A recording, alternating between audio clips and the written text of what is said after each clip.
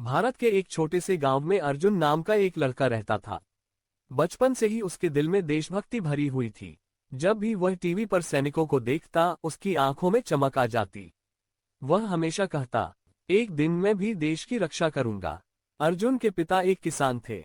घर की हालत ज्यादा अच्छी नहीं थी, लेकिन अर्जुन के हौसले बहुत बड़े थे। वह सुबह खेतों में पिता का हाथ बटाता और शाम को पढ़ाई और दौड़ की तैयारी करता।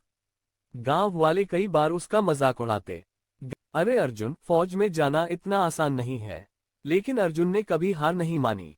उसने दिन रात मेहनत की। आखिरकार वह दिन आ ही गया जब उसका चयन भारतीय सेना में हो गया। पूरा गांव खुशी से झूम उठा।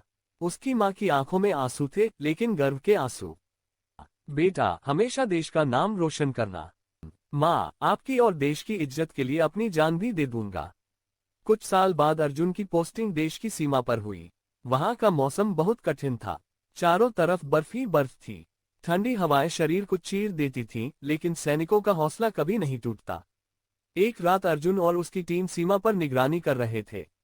तभी उन्हें कुछ संदिग्ध हलचल दिखाई दी।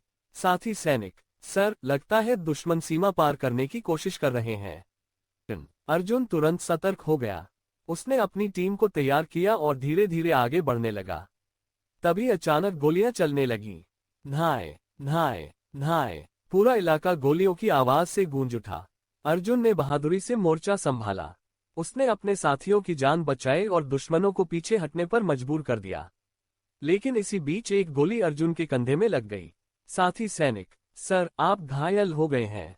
अर्जुन, मेरी चिंता मत करो, पहले देश सुरक्षित होना चाहिए। घायल होने के बावजूद अर्जुन लड़ता रहा।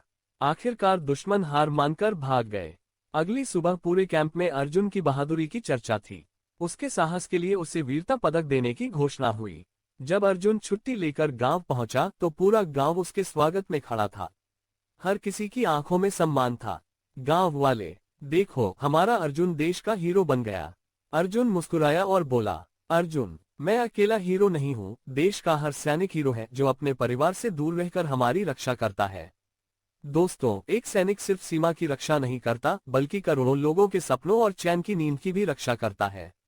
इसलिए हमें हमेशा अपने सैनिकों का सम्मान करना चाहिए।